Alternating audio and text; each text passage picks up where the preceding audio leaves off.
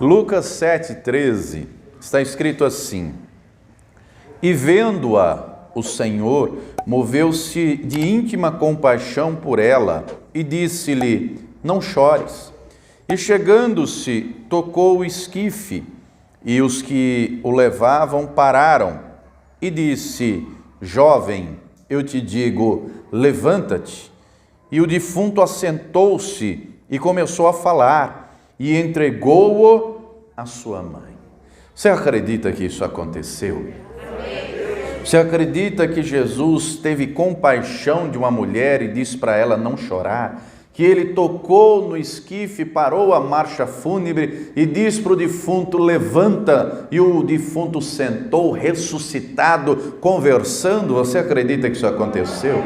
E você também acredita que o mesmo Senhor Jesus que operou este milagre na vida desta mulher e transformou na vida dela o choro em riso, tem poder também para fazer isso na tua vida? Você acredita nisso?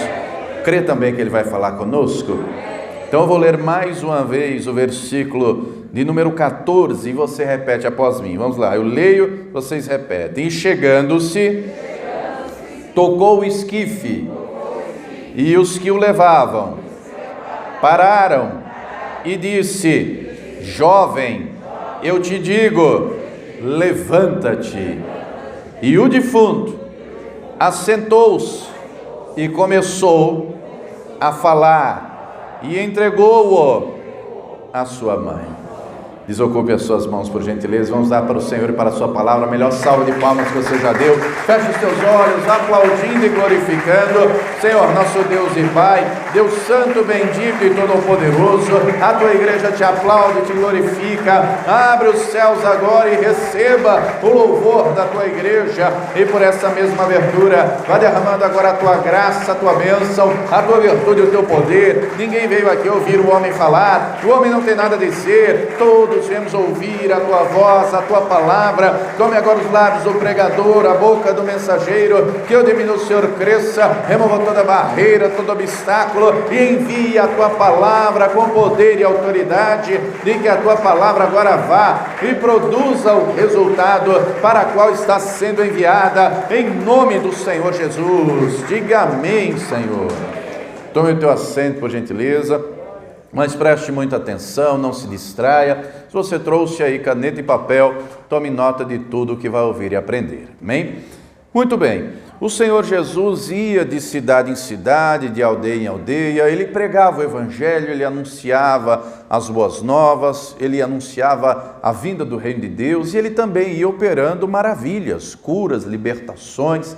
E ele estava numa cidade chamada Cafarnaum. Ele cura à distância o servo de um centurião, e diz o versículo 11, vamos ler aqui: E aconteceu pouco depois ir ele à cidade chamada Naim, e com ele iam muitos dos seus discípulos e uma grande multidão. Naim também ficava na região da Galileia, assim como Cafarnaum, era a região norte de Israel, era uma região de 23 cidades. A diferença é que Cafarnaum era uma cidade litorânea do mar da Galileia, não é? De lá em Cafarnaum estavam Pedro, o irmão dele, o André, estava também a sogra do Pedro. Em Cafarnaum também era de onde morava o João e o Tiago, filhos de Zebedeu. Então ficava ali a cidade às margens do mar da Galileia. Já Naim tinha que ir sentido às montanhas, então era um dia de caminho, era um dia de caminhada para se chegar lá. Naim está a cerca de 200 metros da altura do nível do mar. Então era um aclive, uma subida. Jesus vai lá e a multidão vai indo com Jesus, vai os discípulos, a turma vai alegre, vai festejando. Jesus acabara de operar milagres e maravilhas. O Senhor vai conduzindo essa multidão de seguidores. É verdade também, como diz a Escritura, que alguns seguiam a Jesus por causa do pão.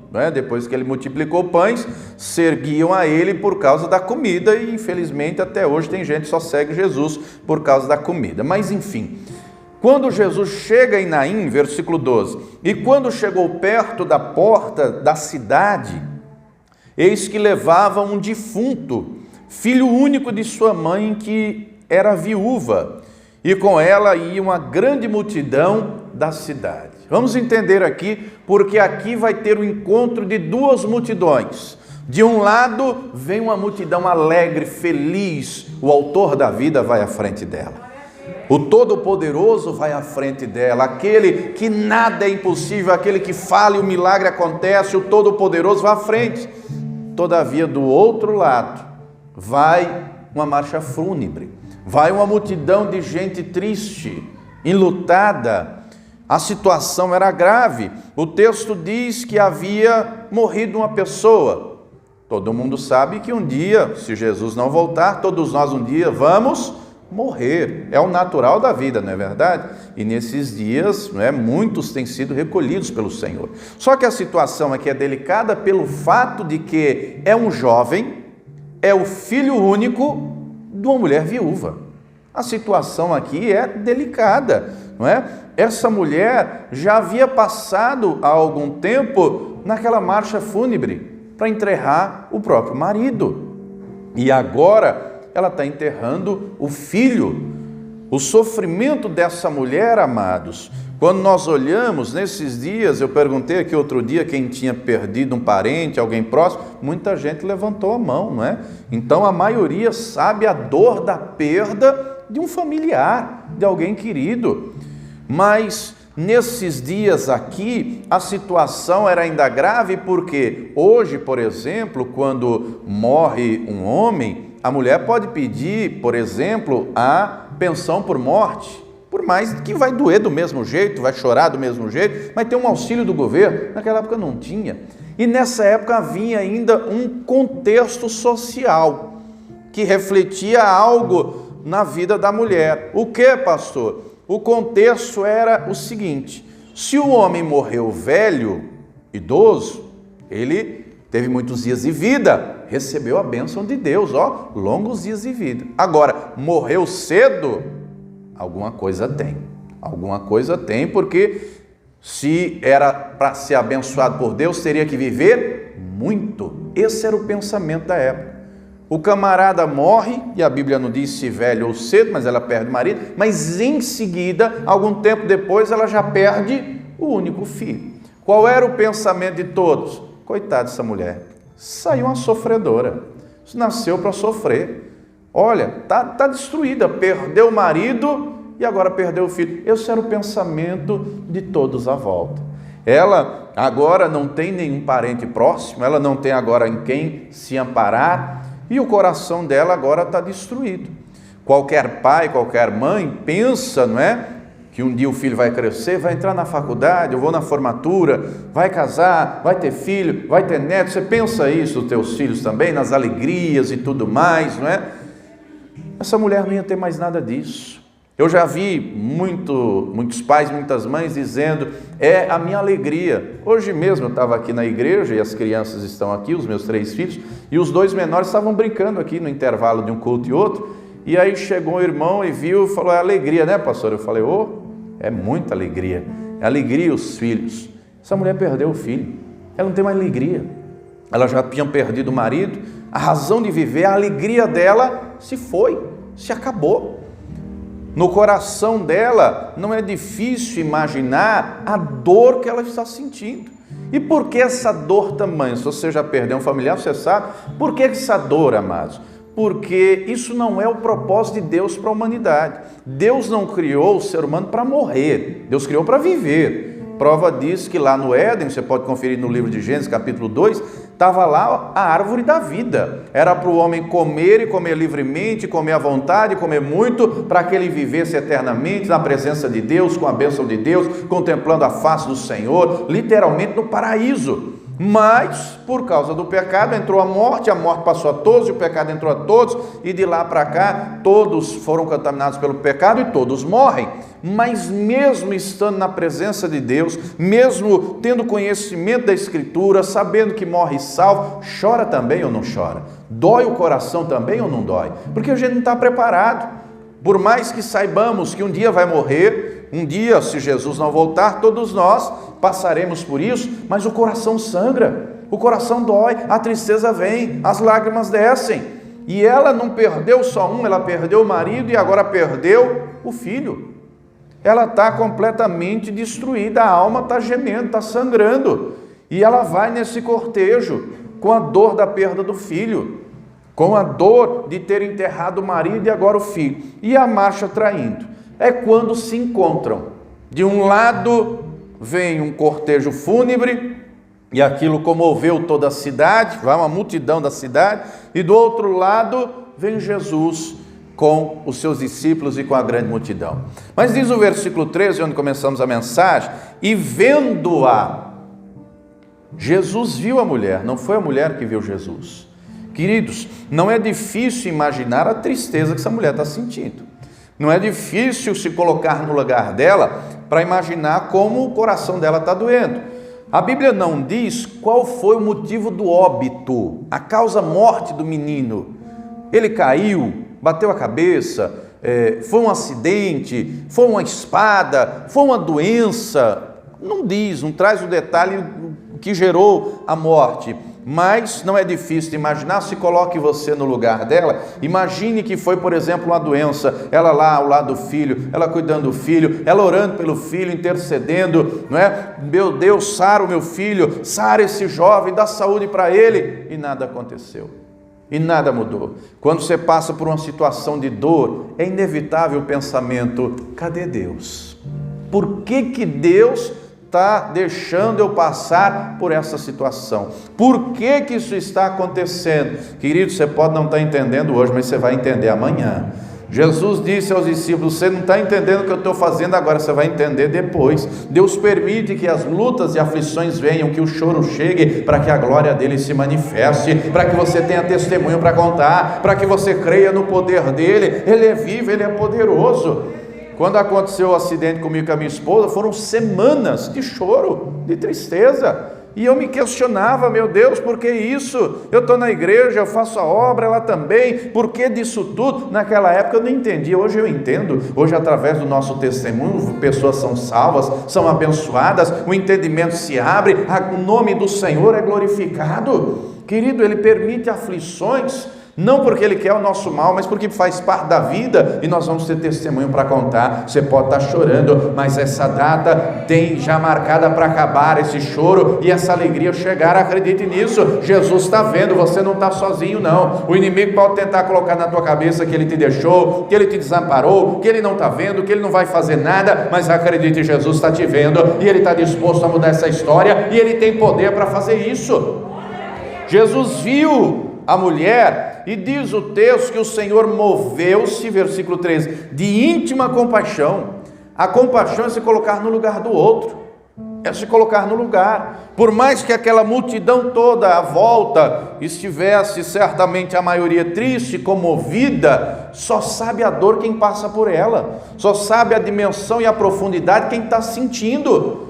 Se você olha para uma pessoa que perdeu alguém e você já passou por isso, você imagina, porque você sabe que você já passou, imagina o Senhor que conhece o coração, o Senhor que sonda o nosso íntimo, o nosso profundo, que sabe o que está lá dentro do nosso ser. Jesus olha para essa mulher, ele tem compaixão dela, ele se coloca no lugar dela, ele vê o sofrimento que ela está passando, ele se condói também, porque Deus não criou homem para morrer, criou para viver, e a morte aflige ao Senhor. Mas note um detalhe, Jesus chega no momento exato, ele não chega nem antes, nem depois. Ele poderia ter chegado antes do menino morrer, sim ou não? Mas não chegou. Ele poderia ter chegado depois do menino ter sido sepultado, não poderia? Mas também não chegou. No caso do Lázaro, você lembra do Lázaro? Há quantos dias ele estava sepultado, você lembra? Meu Deus, está ruim de Bíblia a maioria, hein? Jesus do céu, curso de teologia, turma. Vamos conhecer a palavra. Você tem que conhecer e conhecer bem. A palavra deixa claro que nos últimos dias tem espíritos enganadores, tem doutrinas de demônio, o que tem de heresia, e um alerta para você. Cuidado com o que você assiste por aí, seja de internet, seja de televisão. Não é selecione, não é qualquer coisa que é de Deus, não. Tenha cuidado, tem gente por aí extorquindo os outros, manipulando, distorcendo a palavra. Seja criterioso, analise, conheça a palavra com profundidade. O Lázaro estava 4 dias, está lá João capítulo 11, 4 dias sepultado, cheirava mal, O corpo estava em decomposição, mas Jesus chegou lá e liberou a palavra: Lázaro, sai para fora, e o defunto ressuscitou e saiu da cova. Só que aqui Jesus chega no momento exato, porque as duas multidões vão se reunir. As duas multidões, uma que segue ele e a outra que segue o cortejo fúnebre. A marcha fúnebre está acontecendo, ele chega nesse momento exato. Querido, querida, o Senhor vai chegar no momento certo na tua vida. O choro já tem data marcada para acabar. Não deixe o teu coração se angustiar mais e acredite, o Senhor está vendo, o Senhor está determinado a te abençoar e a mudar essa história. Creia nisso.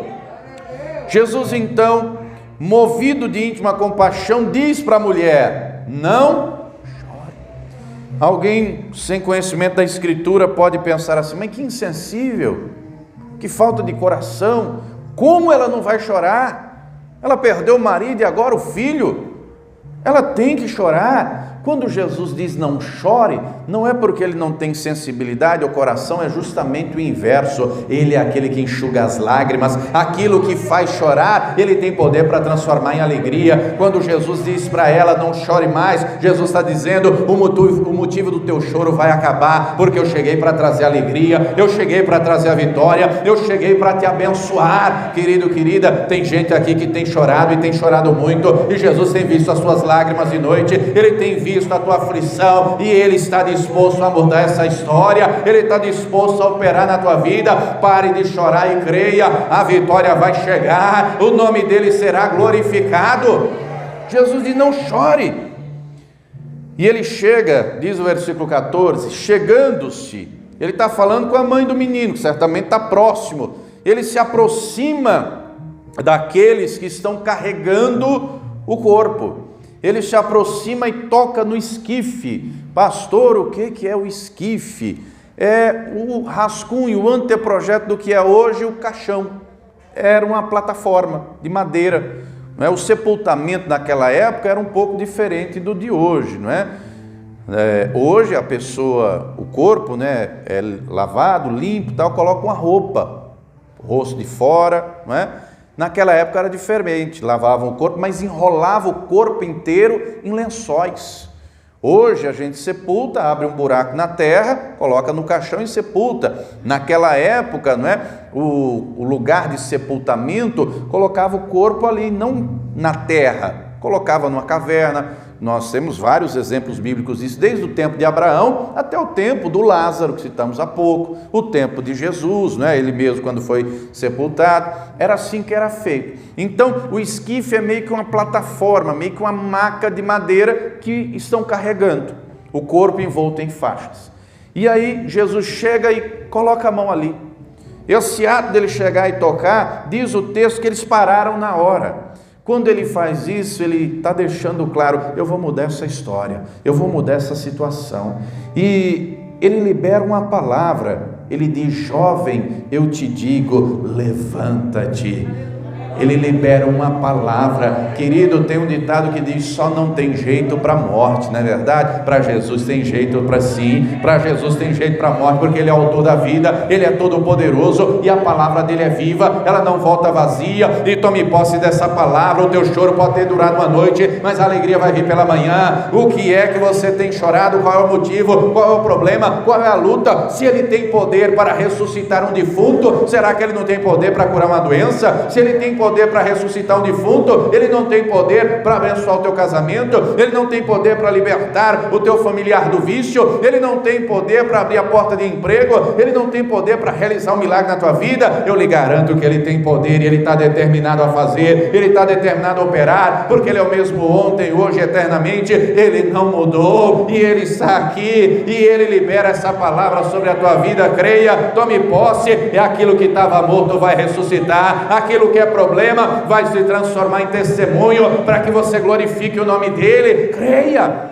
O nosso Deus é um Deus de compaixão, é um Deus de misericórdia, é Deus de poder. Ele age, Ele opera. Ele disse: levanta-te. Versículo 15. E o defunto se assentou. Na hora que Jesus libera a palavra, ela já surtiu resultado. Ele é o autor da vida. A alma do menino voltou, o corpo que estava morto, sem vida, reviveu. O menino se assentou e começou a falar. O milagre aconteceu. Jesus foi até aquela mulher para mudar a história dela. Querido, você não veio aqui por acaso. Você não veio aqui por acaso, não. Foi Ele que te chamou, foi Ele que te escolheu, foi Ele que te trouxe, e é Ele que vai te abençoar, é Ele que vai mudar a tua história, é Ele que vai operar na tua vida. Acredite nisso. O menino se assentou, e diz ainda o versículo 15, que Jesus entrega o menino para quem? Para a mãe que estava chorando, a mãe que estava sofrendo, a mãe que estava desconsolada. Queridos, no momento de luto, é só Deus para confortar o coração. Por mais que se diga palavras, por mais que se fale no sentido de tentar consolar ou confortar, é somente Deus que tem o poder de consolar aqui dentro, de refrigerar a alma, não é verdade? Você que já perdeu um familiar, alguém, você sabe disso. Por mais que alguém queira dizer palavras reconfortantes, só Deus tem o poder de confortar. Mas o Senhor aqui, Ele faz além, Ele fez além do que essa mulher pensou. O problema dela era insolúvel. O menino morreu, não tinha mais jeito. Querido, para Jesus não existe impossível, para Jesus não existe problema, Ele é a solução. Problema tem para mim, tem para você. Jesus não tem problema não, Ele é a solução de qualquer problema, e se você crê nele, essa solução vai chegar, essa bênção vai chegar, essa vitória vai chegar, porque onde Ele está, o poder dele se manifesta. Ele entregou para a mãe, e a mãe, que estava triste, chorosa, que era visto por todos com olhares de dó, como uma malfadada, como uma não bem-aventurada, agora todos vão ver, ela está abençoada, essa é bendita, o Senhor operou na vida dela, todo o povo começou a glorificar, e o Senhor quer te abençoar, para que através de você, o nome dele seja glorificado, para que através de você, o nome dele seja exaltado. O povo começou a dizer, Deus visitou o seu povo, se levantou um grande profeta, começaram a glorificar a Deus. Deus quer operar na tua vida, meu irmão, para que através de você, o nome dele seja glorificado na tua família, na tua vizinhança, no teu trabalho, para que o povo saiba e acredite, o Senhor continua conosco, Ele não está só lá no alto e sublime trono não, Ele está aqui, e Ele está operando, e Ele continua fazendo milagres, Ele continua abençoando o teu povo. Quem crê, diga glória a Deus. Quantas vezes você se sentiu só e pensou em desistir? Quantas vezes a dor falou tão alto que você pensou, Deus me abandonou, Deus me desamparou? Deus não te abandonou não, querido. Tudo que está escrito aqui na palavra é para nos ensinar. Tudo que está escrito aqui é para gerar fé no nosso coração. A fé vem pelo ouvir e ouvir a palavra. E se você acreditar, o mesmo Senhor Jesus que operou aqui vai operar na tua vida. Você pode ter entrado aqui hoje triste, mas você vai sair alegre. Você pode ter entrado aqui hoje fraco, abatido, desanimado, mas Ele vai te fortalecer, Ele vai te animar, Ele vai trazer refrigério à tua alma e Ele vai operar na tua vida. Essa cura vai chegar, esse parente vai ser liberto, esse casamento vai ser abençoado, essa história vai mudar, o nome do Senhor será glorificado na tua vida. Quem crê, diga glória a Deus. Se coloque de pé, por gentileza. O Salmo 27:13 diz, pereceria sem dúvida, se não cresce, que veria os bens do Senhor na terra dos viventes. 1 Coríntios 15, a palavra diz, estragada foi a morte na vitória. Olha só, se Jesus fez isso na vida dessa mulher, Ele tem poder para fazer na tua vida também. O que é que tem feito você chorar? O que é que tem feito você sofrer? Quando nós choramos aos pés do Senhor, Ele traz refrigério à nossa alma. Quando nós nos derramamos na presença dEle, Ele nos fortalece. A palavra deixa claro, humilhai-vos debaixo da potente mão do Senhor, porque Ele vai te exaltar. Nós temos que crer e confiar nele. Nós temos que buscar a presença dele. Os dias são difíceis, são para todos. Está difícil. Deus não disse que seria uma vida fácil, mas que seria uma vida vitoriosa. A palavra diz, somos mais do que vencedores em Cristo. Vencedor do quê? Do que? Você já parou para pensar? Vencedor do quê? Das batalhas da vida, das aflições da vida. O Senhor te faz vencedor para você vencer todas as lutas que você vai travar, e não são poucas, são muitas. Você está travando uma hoje, mas amanhã virá outra, e Ele vai estar contigo para te abençoar também, e virá outro, e Ele vai estar com você, e Ele vai estar contigo até o fim, e Ele quer que você vá de vitória em vitória, de bênção em bênção, até conquistar a maior de todas as vitórias, que é chegar aquele glorioso dia, que você vai estar com Ele por toda a eternidade, seja por ocasião do arrebatamento, ou seja, por ocasião da sua morte, mas combater o bom combate até o fim, guardar a fé, perseverar na presença dEle. Ele deixa claro isso na sua palavra: aquele que vencer vai herdar a vida eterna. Nas 7 cartas do Apocalipse, ele termina dizendo: ao que vencer, quem vencer vai sentar no trono, quem vencer vai ser vestido de linho fino, quem vencer vai ter uma pedra branca com seu nome, quem vencer vai ter o nome gravado na testa. Quem vencer não é quem perder, é quem vencer. Só tem proposta para vencedor, e através de Cristo você vai vencer. Através do Senhor a vitória é certa. Você tem que crer e perseverar na fé. E nós vamos orar, nós vamos falar com Ele, porque Ele está aqui. Você não precisa ver, só precisa acreditar, só precisa crer. Ele garantiu: onde estiverem 2 ou 3 reunidos em meu nome, aí estou eu presente no meio deles. Você pode ter entrado triste e abatido, mas Ele vai te renovar, Ele vai te fortalecer, Ele vai operar na tua vida, Ele vai operar, creia nisso.